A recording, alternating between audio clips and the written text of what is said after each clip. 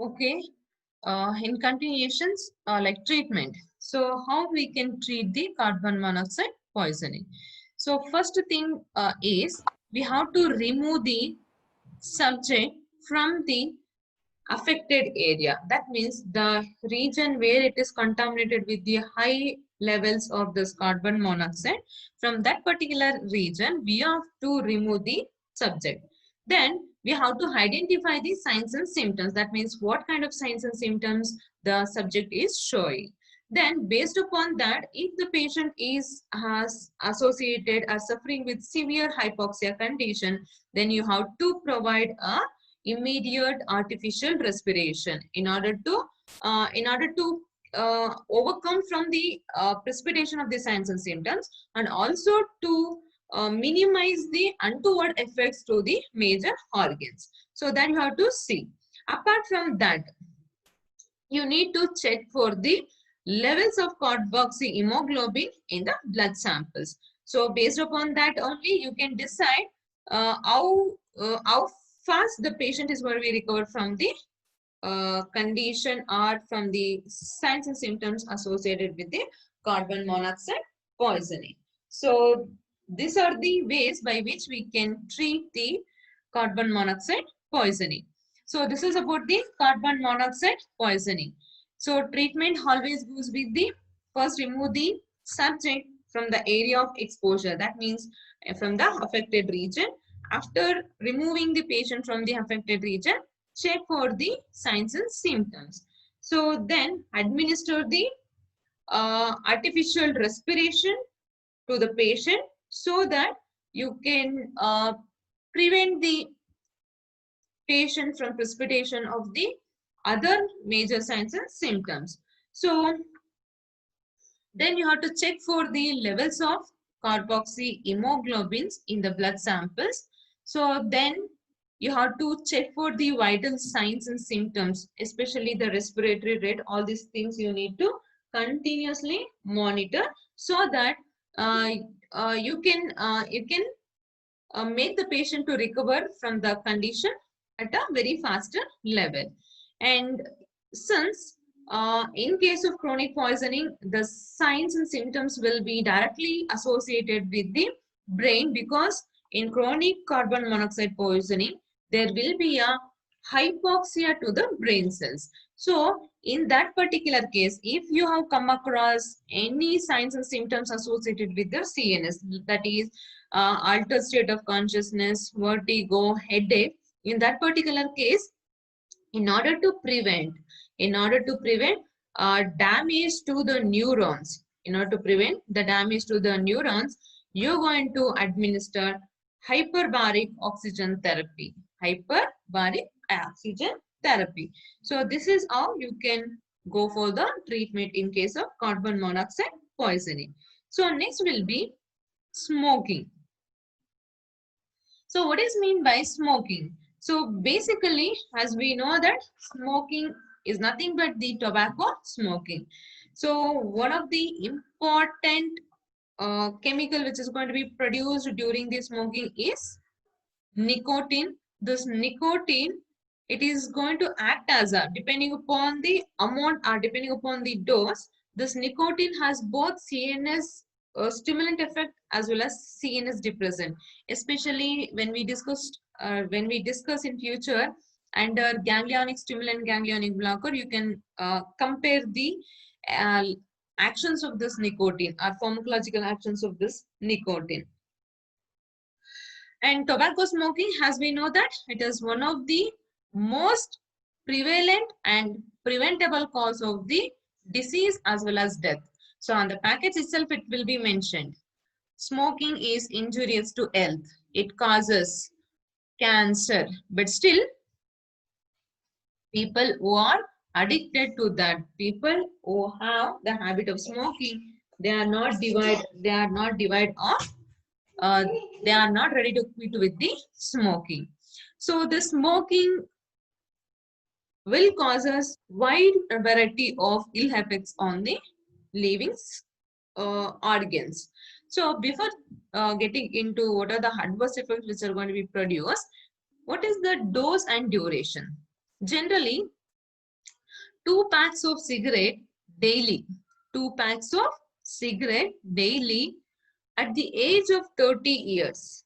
At the age of 30 years, that means a person who smokes 2 packs of cigarette daily at the age of 30 years reduces the life by 8 years than our non-smokers.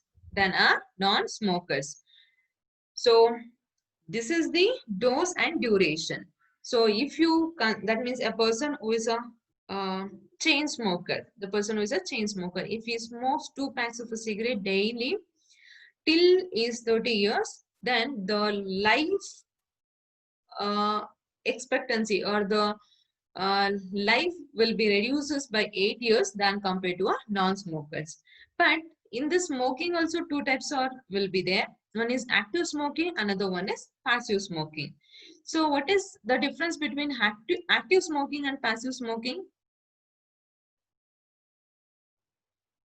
What could be the difference between active, passive smoking?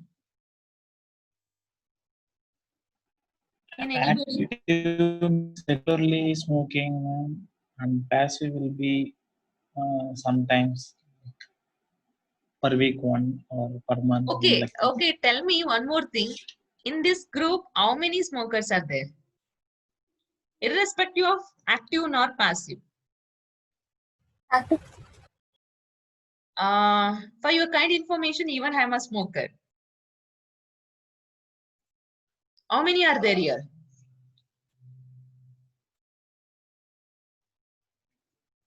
Yes. How many of you in the group are smokers?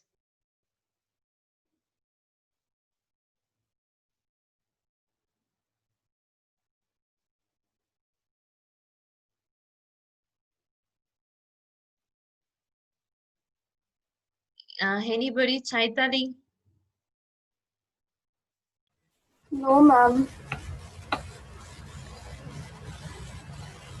You're a smoker or non-smoker? Non-smoker. Sure. Yes, ma'am. See, one thing I'll tell you, in this world, nobody are free from smoking. Why? Because, see, I said you there are 2 types of smoking. One is active smoking, another one is passive smoking. Active smoking is nothing but what generally the smokers will do. They will keep and they will release the hair into the environment. Passive smoking is nothing but what the hair the smoker will release into the hair, that what we will take. That is called it as passive smoking. Passive smoking is nothing but whatever the smoke which is released by the active smoker, that when we inhale, see, by accidentally, generally nobody will likes the smell, but accidentally when we inhale, the along with that smell, the chemical content is going to be entered. Actually, than active smoking, the passive smoking is very, very dangerous, because active smokers, they will release the hair out, but passive smokers, they will take that hair in. So the passive smoking is more dangerous than compared to the active smoking. So only I said, even I am a smoker, because one or the other way we will get exposed to that smoke, the tobacco smoke.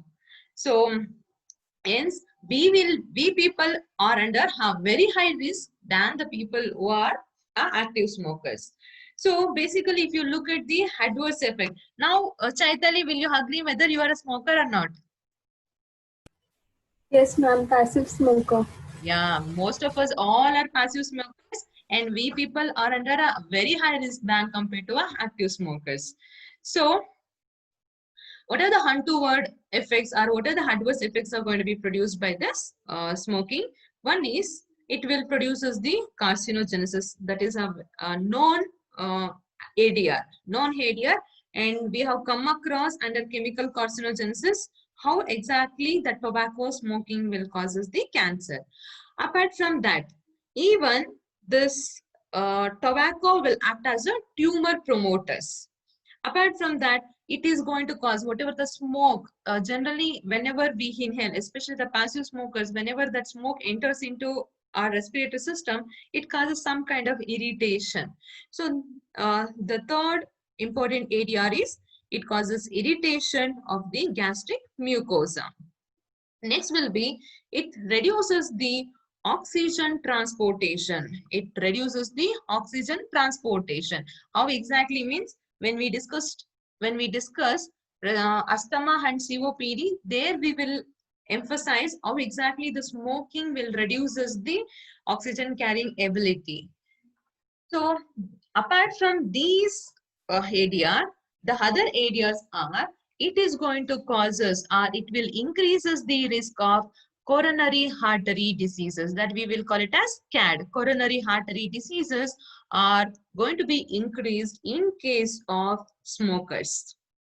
So that coronary artery diseases, it could be hypertension, it could be hypercholesteremia, it could be angina pectoris, or it could be myocardial infarction. So especially in case of smokers, you people might have come across the person who is a very high, that is a chain smoker, he will be always associated with the heart diseases. The main reason is, in chain smoker, the coronary arteries will get narrowed, they will get blocked.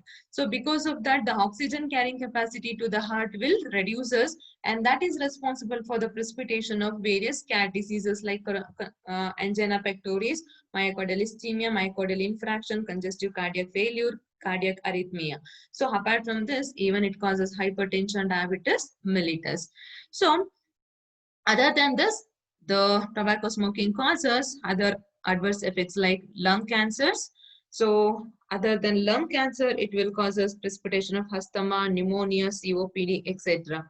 Then apart from this, apart from this, the non-neoplastic diseases, that means apart from induction of the cancer, what are the other ill effects? If a person is a chain smoker, or if he's a chain smoker, in that particular patient, the risk of peptic ulcer will be high, because that smoke or the nicotine will increases the gastric secretion. So it has a high intensity or induction of causing the peptic ulcer. Then the women who are smokers, in them there will be an attainment of early menopause. As we know that generally the menopause will be 45 after, that is 55, or 50 to 55. But in these smokers, that is women smokers, the early menopause will attain. And if a pregnant female is a smoker, then the ill effects you're going to come across in case of baby, that is the birth weight of the baby or the fetus will be very low, or chances of prenatal mortality, that is before the birth itself, in the womb of the mother, the baby may die. So these are the other ill effects that you're going to come across with respect to the smoking, or you can call it as tobacco smoking. So this completes your about your environmental diseases such as your air pollution and smoking. If you have any doubt, you can ask me. If you don't have any doubts, we'll wind up the class. Now, session for the questions. Any doubts, anybody? You can ask me. No, ma'am. Okay, then we'll wind up the class. We'll meet on Monday. Anyhow, advance happy Independence Day. Be safe. Thank, Okay, take care. thank Yeah, you, ma'am. Same to you. thank you. Thank Bye you, bye. ma'am. Thank you, Yeah. ma'am.